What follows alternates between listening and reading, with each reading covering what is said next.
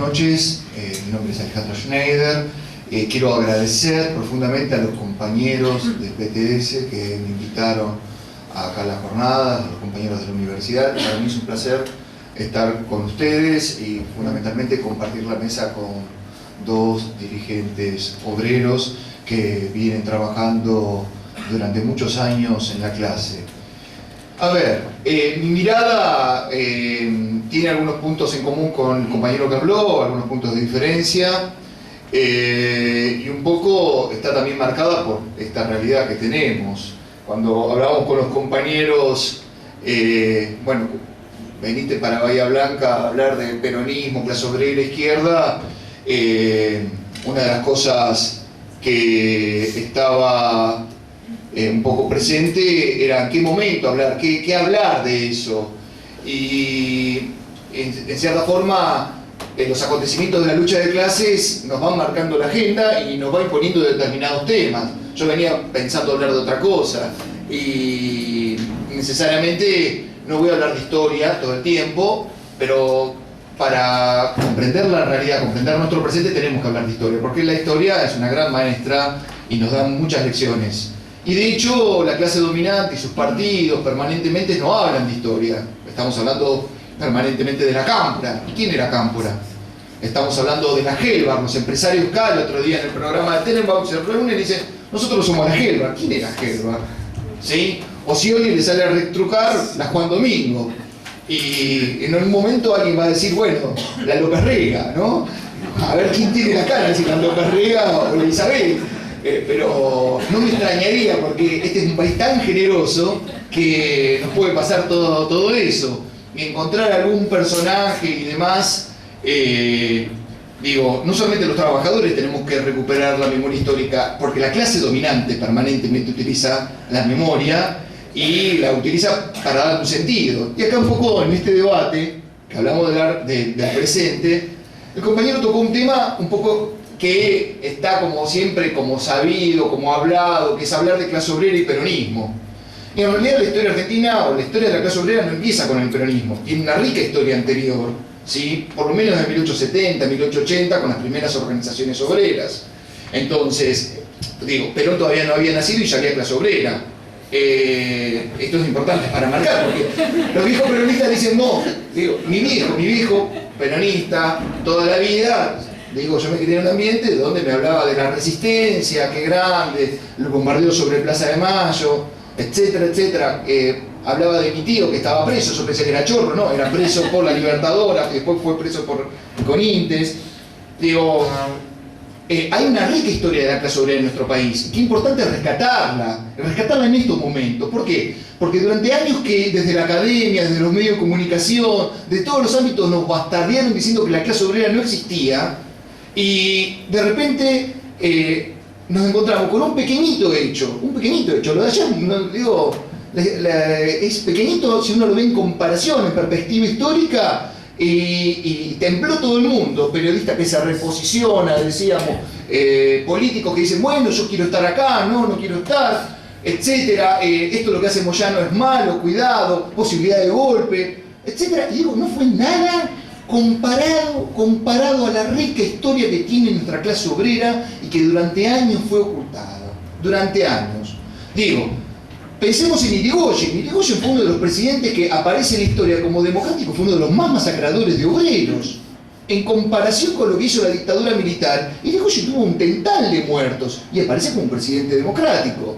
Y esos muertos, ¿quiénes eran? Eran obreros. Obreros en Semana Trágica, obreros en la Patagonia, obreros en la Forestal, obreros en Gualeguaychú frigorífico, obreros en La Pampa. O sea, tenemos que hablar de que la historia de la clase obrera dejó un tental de muertos, producto de lucha, productos de acciones que le preocuparon a nuestra clase dominante y que se organizaron. El compañero recién hablaba de las comisiones internas en los cuerpos delegados. Las comisiones internas en los cuerpos delegados es muy rica la historia. Aparecen en los 20 y 30, cuando aparecen los primeros sindicatos por rama de industria, y aparecen por dos lados.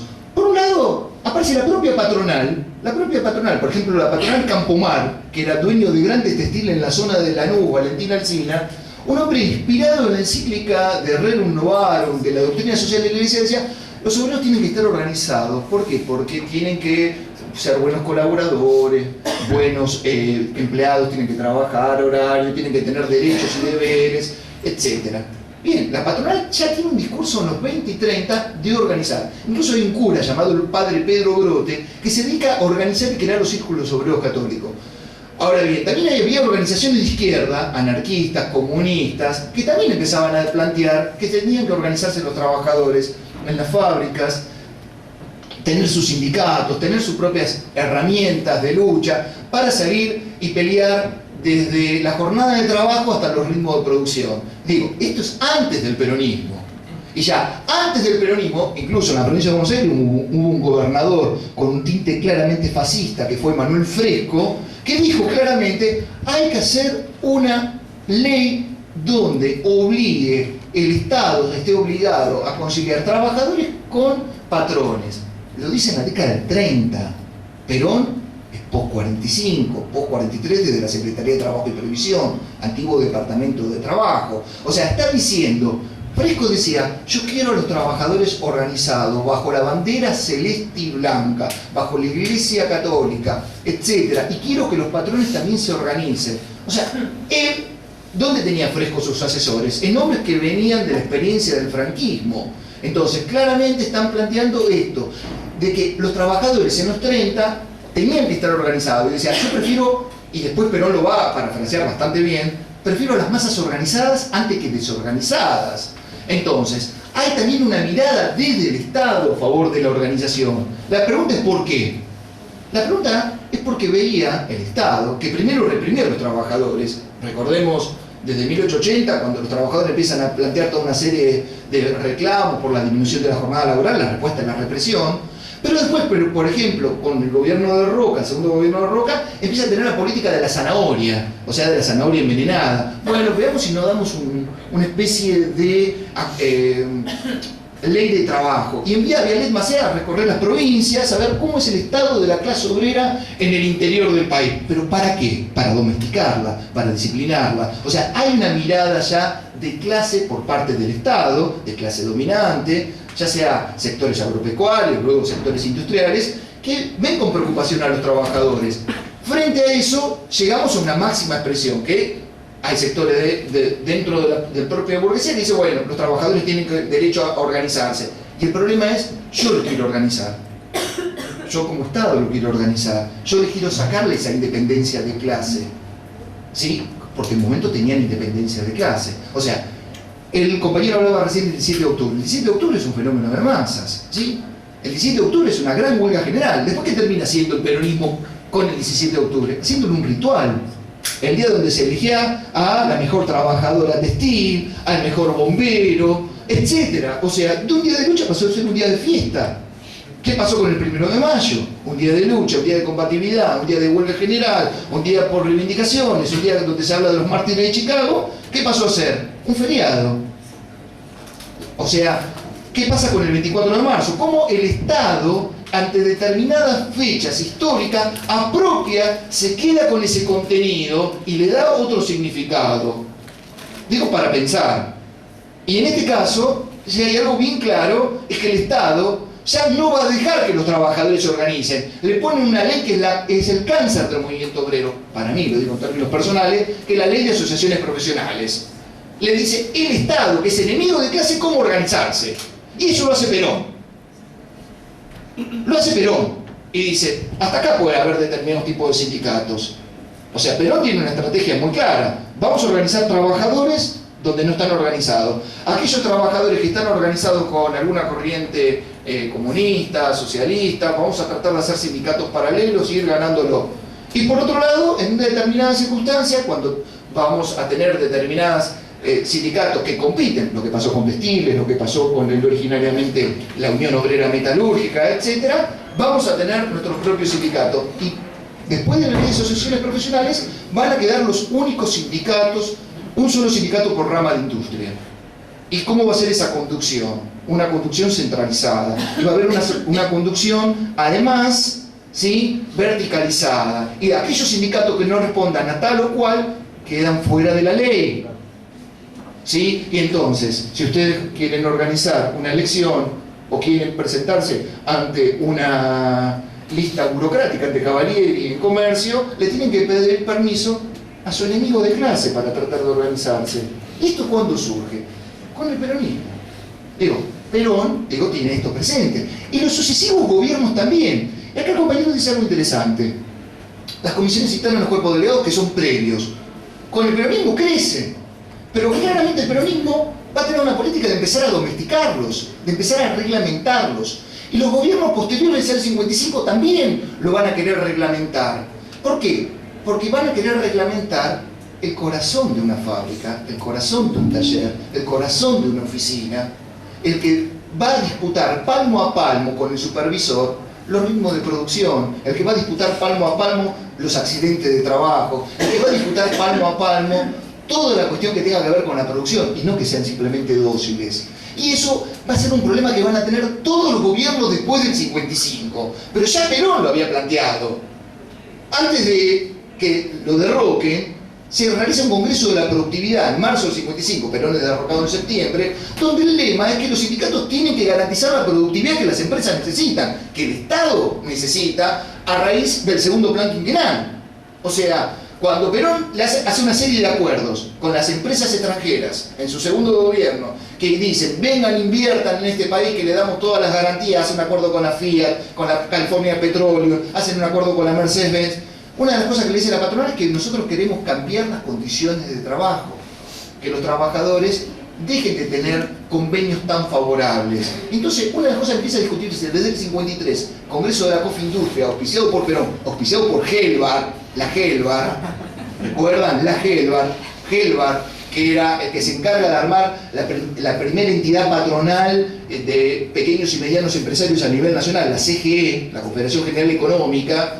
Claramente, instrumento de Perón, esa política va a ser, bueno, ustedes son empresarios, a ustedes le dicen a la CGT de Espejo, a la CGT de Budi Pietro, etcétera, etcétera, le va diciendo, no importa el dirigente sindical, le va diciendo, bueno, ustedes tienen que garantizar que los trabajadores ahora trabajen de acuerdo a la producción, a la productividad, y no por un reglamento, por un oficio, por una norma, por una tarea, etcétera. Entonces, esta discusión, hablar de peronismo, movimiento obrero, izquierda, tiene mucho que ver. ¿Por qué? Porque está latente en esta cuestión, donde quizás, el compañero hablaba de la clase obrera y el 45. Después del 55, lo que van a mantener vivo la imagen al peronismo es la clase obrera, porque no va a ser el peronismo, va a ser la clase obrera. La clase obrera va a tener después del 55 un doble carácter, una doble tarea, no solamente de defender aquellas conquistas laborales que los distintos gobiernos intentaron destruir, sino que también va a ser, en cierta forma, la que va a representar el peronismo mientras el peronismo está proscripto. Pensemos que el candidato a gobernador en el año 62 es Framini, un dirigente sindical. Pensemos que en las elecciones del año 65, la lista de los principales distritos electorales de diputados las encabezan los dirigentes sindicales. ¿Sí? O sea, Paulino Niembro, el papá de Fernando, dirigente de Metalúrgico en Capital Federal. Jerónimo Iceta, dirigente de los municipales en provincia de Buenos Aires. O sea, son dirigentes sindicales los que le van dando forma a ese peronismo proscripto. Y son los que van, a cierta forma, a encabezar el regreso de Perón. No tenemos que perder de vista esto. Y Perón sabía los límites. Perón se jugaba a otra cosa, no a la organización, sino a la desorganización. Las 62 organizaciones surgen por fuera de la voluntad de Perón.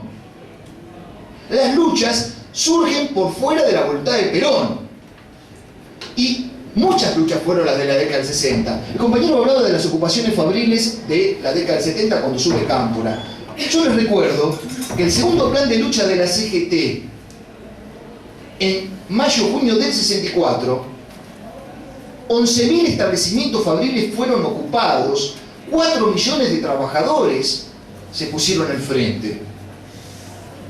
Y en muchos casos, las fábricas continuaron siguiendo con la protesta independientemente de la voluntad de la CGT. ¿Ustedes saben lo que es ocupar un establecimiento fabril? ¿Ustedes saben lo que es preparar una ocupación? ¿Ustedes saben lo que es volcarlo a la producción luego que la medida de fuerza termina? Digo, eso se hace con una clase obrera combativa, no se hace con una clase obrera derrotada. Y en esa época había un dirigente que intentó capitalizar todo, que fue Augusto Timoteo Bandor. Y Moyano es una pálida imagen de lo que fue Bandor. Bandor fue un serio desafío a Perón. La revista Primera Plana, que vendría a ser como la principal revista política de los 60, ponía la imagen a página partida, Bandor o Perón. ¿Por qué? ¿Por qué Bandor? Porque detrás de Bandor había una clase obrera movilizada. Bandor o Moyano o cualquier otro dirigente, hasta el propio Tosco, cualquier dirigente, no es dirigente si no hay atrás una clase obrera movilizada, luchando, combatiendo. El dirigente no es nada sin esa clase obrera. Y la expresión que puede tener reformista o no, burguesa o no, que es el peronismo, y el peronismo es producto de esa clase obrera. No es que no existe. Y el propio Perón era consciente de eso. En el 55, cuando se produce la caída de Perón, Perón tenía todas las posibilidades de sobrevivir, como el año anterior Jacobo Arbenz en Guatemala, al golpe de Estado, pero no lo hizo, porque era consciente que iba a desatar una guerra civil. Le dice un periodista de United Press cuando se exilia en la cañonera paraguaya, para buscar exilio bajo el dictador Stroessner en el año 55. Dígame, general, usted que tiene todas las fuerzas para poder defender, los sindicatos lo apoyan, etcétera, etcétera, ¿por qué no lo hace? Y el tipo Perón le dice, ¿qué hubiese pasado si yo le estaría dando armas a obreros que estuvieran dispuestos a empuñarlas? O sea, Perón, como buen general burgués, consciente, conservador, sabía de lo que era una clase obrera movilizada, organizada, en armas, por más que siga y defienda en su momento a un proyecto burgués, que generaba potencialmente algo peligroso. El compañero habló del 69. En el 69 se abre una situación inédita. Es quizás el mejor momento para tratar de entender esto de clase obrera, izquierda y peronismo. Rucci, José Ignacio Rucci, falta que alguien salte y diga la Rucci, como agrupación, ¿no? Suena lindo, sería lindo, ¿no? La Rucci, y no por Claudia, ¿sí? Sino fundamentalmente por el viejo.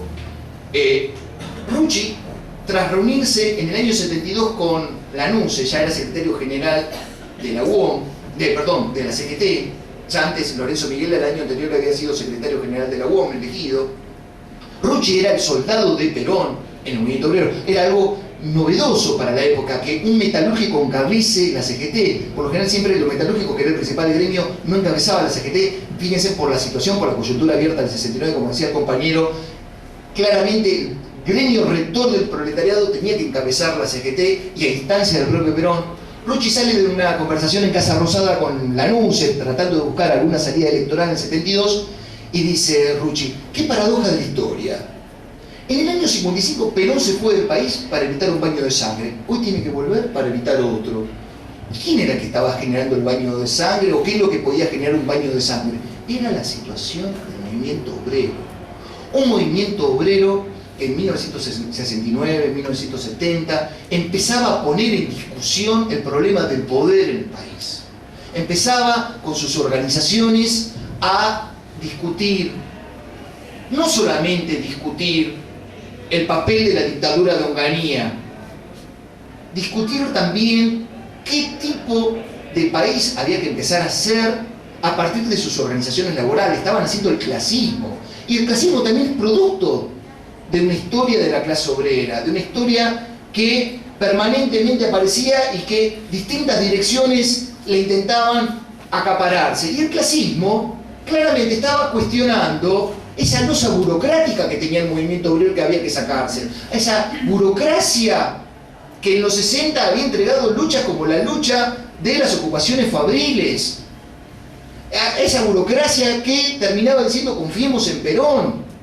Empezaron a discutir eso los trabajadores, empezaban a discutir no solamente el gobierno de Onganía o el gobierno de Levingston, empezaron a discutir también el papel del imperialismo en Argentina.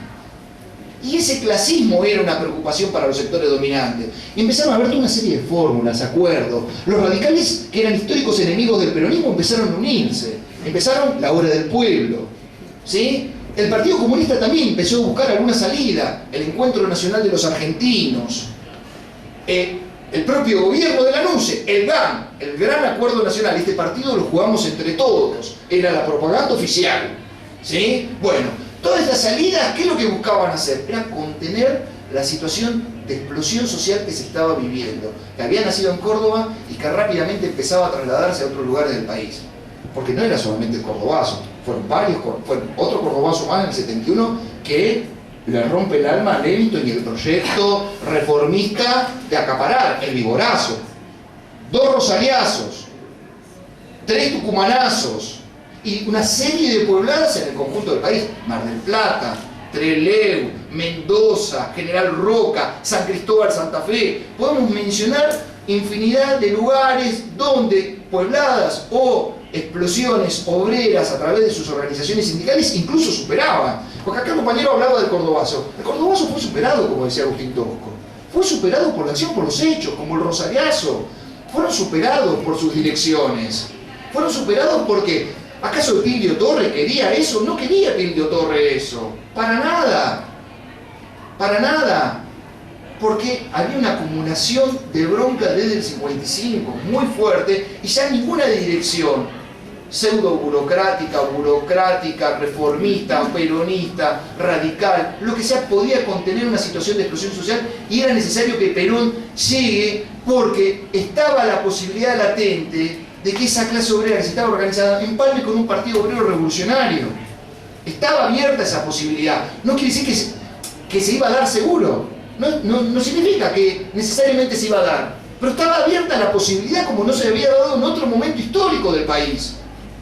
Ese momento histórico era un momento histórico que había que empezar a ver la posibilidad de que se dé esa situación. Ahora bien, había algunas organizaciones que empezaban a ver esa situación, ¿sí? Pero también la burguesía empezaba a ver esa situación. O sea, digo, uno quizás tiende a no considerar que la burguesía y sus agentes en el movimiento obrero, la burocracia sindical, no tienen plan, no tienen proyección, nada. Es lo peor que nos puede pasar a nosotros si queremos trabajar en la clase obrera. Es no considerar que ellos también tienen programa, tienen armazón, tienen equipo y están proyectando permanentemente. Y el primer proyecto era Perón. El primer proyecto, dice, para empezar a cerrar esto, es Perón. Y Perón lo tienen claro. El primer regreso de Perón, noviembre del 72, dice: vengo en prenda de paz. Soy un león herbívoro. ¿Ustedes se imaginan? Los leones herbívoros no existen. No hay leones herbívoros. ¿Sí? Un león desdentado en todo caso. ¿Está? Pero claramente está diciendo: muchachos, hasta acá está. Esto es lo que nosotros queremos. ¿Sí? Y hay un gran acuerdo burgués, que por lo general es visto como un acuerdo económico simplemente, en torno a salarios y precios, pero no, es un acuerdo burgués de gobernabilidad, que es el pacto social. Y el pacto social tiene un destinatario: disciplinar, domesticar a la clase obrera. Cuando se firma el pacto social en los primeros días de junio del 73, gobierno de Cámpora, la Cámpora, el soldado de Perón, el conservador, hombre de San Andrés de Giles, el que siempre le dijo sí a Perón. Fíjense cuando definan la Cámpora, que es la Cámpora, es alguien que se disciplina. Digo, claro, son coherentes, rescatan la disciplina, no piensan, la esencia, exactamente. Digo, en eso son coherentes. El 3 de junio del 73 se firma el pacto social. Álvaro Alzogaray, digo, personaje nefasto que creo que todo el mundo han oído mencionar una vez, o al menos su hija, dice: la CGT le vendió un plan a la CGT. Eso te muestra claramente cómo un hombre dentro del riñón de la burguesía, uno de los tipos más lúcidos, enemigo de los trabajadores históricamente, pensando siempre en planes antipopulares, desde hay que pasar el invierno en adelante, dice claramente: la CGT tiene que aceptar este plan. Y en el esquema de Perón, impuesto por Cámpora, está el pacto social y están los hombres que instrumentan el pacto social. El poder político, que garantiza a Perón, López Rega. El poder económico, Gelbar como ministro de Economía. Y otro José Otero, abogado de la UOM, hombre de las 62 organizaciones, para presionar a la CGT. Los tres José, Gelbar, López Rega y Otero son los hombres de ese pacto social. Y son los hombres que van a claramente a decir, bueno, acá cambió la época, los trabajadores se tienen que disciplinar. La respuesta es esa, la que dijiste vos recién.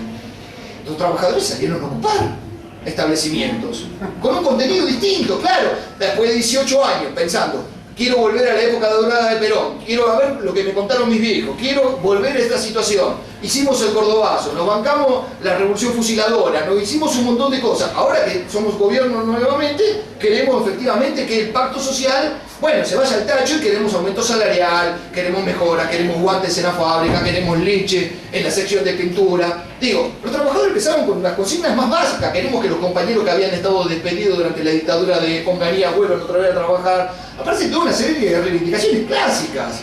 Ahora bien, ¿cuál es la política que va a tener Cámpora? Y Cámpora casi no va a tener política. Y es por eso que queda poco tiempo. Porque esa disciplina va a estar sobrepasada. Y claramente que va a empezar a disciplinar es la llegada de Perón. Perón llega el 20 de junio y el 21 de junio dice, paremos acá. Nosotros somos los de las 20 verdades. Aquel que no le guste que se vaya.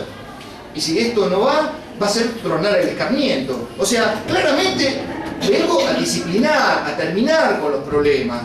Y lo que le queda a Cámpora, el 13 de julio se va, viene la Tiri y ya viene a instrumentarse el proyecto de Perón, que es cómo aplicarse ese pacto social. Y tres cosas va a tener Perón durante su breve mandato de gobierno.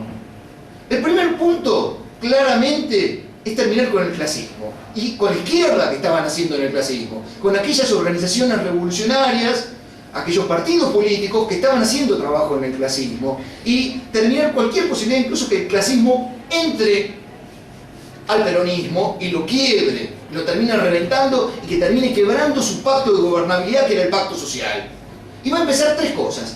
La primera, empezar a hacer charlas en la CGT, dar cursos en la CGT, siendo él todavía candidato y luego como presidente, va a ir todos los jueves durante 3 meses a dar clases a la CGT, ¿sí? A disciplinar a la CGT y a salir a defender a la CGT.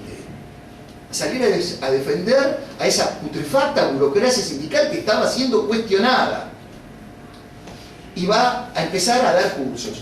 Fíjense en uno de los cursos dice así: dentro de las organizaciones, como caballos de Troya de dichas organizaciones, han surgido lo que se llaman organizaciones de base, como si las organizaciones sindicales no fueran la organización de base más grande que existe. Este es un invento nuevo, dice Perón. Son intentos de disolución y anarquía. Ceder es muy peligroso. Es como meter un caballo de Troya y una vez adentro se deshace, se rompe y se anarquiza. Ustedes habrán notado que en algunas partes ya existe ese fenómeno, dice Perón preocupado. Contra eso no hay nada más que una sola cosa que hacer. Cada dirigente debe esforzarse en mantener la homogeneidad de su organización, despachando por las colaterales o por fuerzas centrípetas a todos los que se intentan, al servicio de cualquier causa que sea, que siempre son inconfesables, porque ninguna puede decir en qué está, que es destruir a la organización. Las fuerzas que de afuera trabajan contra la organización son peligrosas, aunque no tanto. Es mucho más peligroso ese microbio metido dentro de la organización que los que actúan desde afuera. ¿Y esto a quién le habla esto? A los dirigentes sindicales. ¿Y qué le dicen? Ustedes tienen metido el clasismo dentro. Tienen comisiones internas, cuerpos delegados, seccionales rebeldes, Córdoba, Salamanca también, les mata. O sea, hay que destruir eso. Hay que destruirlo. Y entramos en una segunda faceta, que es toda una serie de memorándum secretos que envía gobernadores en el último trimestre del año 73 y ya empezando a gobernar en los primeros meses del 74, con un objetivo bien claro: liquidar cualquier vestigio de marxismo, de clasismo, tanto en las organizaciones sindicales como dentro del peronismo. Y empieza a implementarlo con una herramienta que va a ser el componente central, que es la actuación de la AAA. La AAA va a tener una tarea, y no va a ser, como muchos dicen, empieza después de Perón. No, señores, empieza en el 73, y no empieza con Solari y Irigoyen, empieza liquidando activistas de la JTP, de la Juventud Trabajadora Peronista, empieza liquidando activistas socialistas, ¿sí? Como el Indio Fernández, el Pacheco, haciendo atentados a locales, tanto de la izquierda como los ataques que tiene el Partido Socialista de los Trabajadores, o ataques que recibe en sedes gremiales, por ejemplo la seccional Villa Adelina de los ceramistas. O sea, hay toda una serie de ataques en vida de Perón. E incluso, como los ataques esos no alcanzan, el accionar ilegal pasa por justificar acciones. El hecho más claro es el botonazo, el levantamiento que se produce de Navarro, comisario en Córdoba, que destituye al gobernador cordobés y al vicegobernador. Y Perón avala al comisario. La destitución después de Villegain. Digo, hay toda una serie de elementos donde claramente cuando Perón en varios de estos discursos dice vamos a tener que actuar por la ilegalidad, ya él mismo actúa por la ilegalidad, porque también nos quieren hacer presentar a un Perón viejo, tontito, cercado, una historia que ya parecía en esas épocas, que la propia izquierda peronista levantaba en esa época. Perón está cercado, Perón es un tonto, Perón no sabe, está viejo, está manejado. Y un poco lo que nos queda en ese presente y todavía hoy en día es que el Perón bueno, Perón lo supera las cosas, o el Perón empieza después, el problema es Isabel, etc. No, señores, no nos equivoquemos. No nos equivoquemos, el Perón del 73 es el mismo Perón de los 40. Es el Perón que reprimió en la Semana Trágica, que nadie dice que Perón reprimió en Semana Trágica. Está como oficial, inferior pero reprimió. Entonces, ¿qué tenemos? Tenemos una mirada donde en un momento histórico determinado, entre el 69, el 75, 76, donde hay un alto nivel de combatividad, donde hay organizaciones clasistas, donde hay dirigentes sindicales que empiezan a cuestionar esa putrefacta burocracia sindical, hay un gobierno que sale con todo a reventar esto y también a liquidar cualquier posibilidad de construir políticamente un partido en la clase. Digo, y esto es una preocupación. Y esto es una preocupación que lo tienen muy en claro. Acá hay que coartar todo tipo, hay que quitar de raíz todo tipo de posibilidad de que los trabajadores tengan un partido revolucionario, que rompan con el peronismo y que tengan un partido que luche por el socialismo. Y había que cortar con esa posibilidad histórica. La dictadura va a ser la gran tarea, pero una tarea que tenemos que empezar a entender que la dictadura se monta sobre una tarea que ya previamente el gobierno popular de Perón o los gobiernos populares peronistas empezaron a hacer. Digo, y todo eso en un contexto además de reforzar el poder de la dirigencia sindical. Habíamos hablado de la ley de asociaciones profesionales. Una de las cosas que hace Perón durante su gobierno es reforzar la ley de asociaciones profesionales. Y incluso, no solamente la refuerza, aplica la ley de prescindibilidad y aplica las leyes de código penal para prohibir y para encarcelar a aquellos trabajadores que osen ocupar las fábricas. O sea, hay todo incluso una batería legal. O sea, discursos, elementos ilegales, batería legal. Y esto es un poco entender también cuando hoy en historia o en el presente nos dicen hablemos de Perón, la Juan Domingo. ¿Qué es la Juan Domingo? O hablemos de la Cámpora, o hablemos de la Gerba. Digo, ¿qué representó históricamente? Y por otro lado, ¿qué preocupación tenían los distintos gobiernos? ¿Qué preocupación va a tener la dictadura militar cuando el 40% de los desaparecidos son trabajadores? ¿Y qué preocupación va a tener la dictadura militar cuando solamente hay un solo burócrata sindical, Oscar Smith de Luz y Fuerza, desaparecido? Porque el conjunto de la burocracia sindical, el proyecto de la dictadura era reacomodarlo y tenerlo en su nuevo esquema de ley de asociaciones profesionales. Efectivamente, ¿qué tenemos en el 83? Un Lorenzo Miguel, un Triaca que no se acuerda, un Baltasini que no se acuerda, un José Rodríguez que no se acuerda. Pero en el medio quedaron cientos de activistas, cientos de compañeros de base, Arturo Apaza, no sé, René Salamanca, podemos mencionar un montón de nombres ligados a la clase obrera que sufrieron las consecuencias nefastas de la dictadura, que aplicaron lo que Perón también quería aplicar. Y que el punto nodal de esto fueron las jornadas de junio-julio del 75, donde a esa burocracia se le impone la necesidad de salir a luchar. Son los trabajadores los que le dicen a la burocracia, a la CGT, porque la CGT estaba en Ginebra en junio-julio del 75. El Rodrigazo, Rodrigazo es un hecho extraordinario que hace la clase obrera, no la burocracia sindical. La burocracia sindical se monta para salvarla. Incluso distingue. Acá el problema es Celestino Rodrigo y Lorenzo Miguel, no Isabel. ¿Cuáles eran las canciones de la burocracia? Isabel Coraje, al brujo dale raje.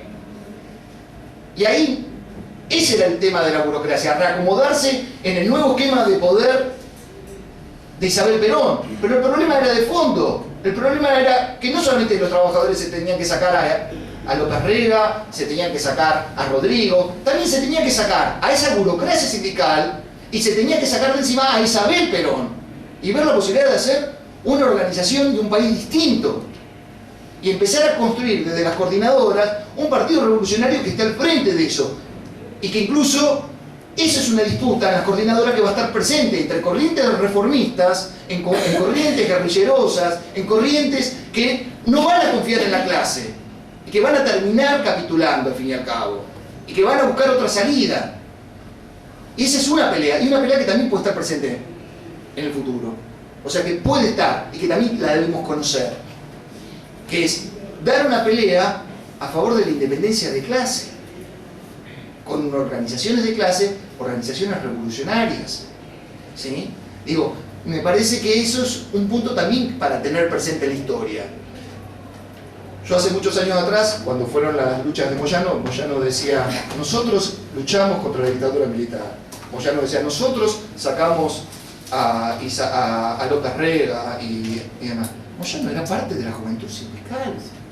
Era un hombre que marcaba en Mar del Plata. Era un hombre que trabajaba con la CNU. Era parte de la AAA. Puede lavar su historia todas las veces que quiera, pero vayan a las fuentes, vayan a los documentos, vayan a los testimonios de compañeros que cuenten quién era Moyano. Y no es casual. No es casual. Porque la burocracia sindical es eso, compañeros. La burocracia sindical se puede pintar muy lindo, aparecer como muy combativa, ¿sí? Pero también te va a destruir cuando pueda, porque es enemiga de cualquier tipo de organización proletaria. ¿Por qué? Porque la conciencia burguesa dentro del movimiento obrero. Un compañero a mí hace muchos años me decía, cuando lo corrías a Bandor por izquierda, Bandor quería hacerte una revolución. Que te decía que una huelga era reformista. Bandor. Claro, ¿qué más revolucionario que una revolución? Claro, una revolución está buenísimo. No una huelga sí es para reformistas. Digo, entendamos esto. Es importante acompañar esta medida de fuerza, sí es importante, pero sepamos quién está, quién la llama. Digo, un poco para ir cerrando y pensando en esto, que vos tenés que decir cosas también importantes. Y más, que tiene que ver con la actualidad. Pero digo, pensemos esto. La clase obrera tiene una historia riquísima en luchas, independientemente de sus direcciones burguesas, independientemente de sus direcciones reformistas. ¿Sí? Y es un gran desafío construir en la clase obrera, y lo más importante es construir un partido revolucionario dentro de la clase obrera. Creo que todavía es una tarea pendiente que al menos algunos de nosotros tenemos ganas de hacer. Gracias.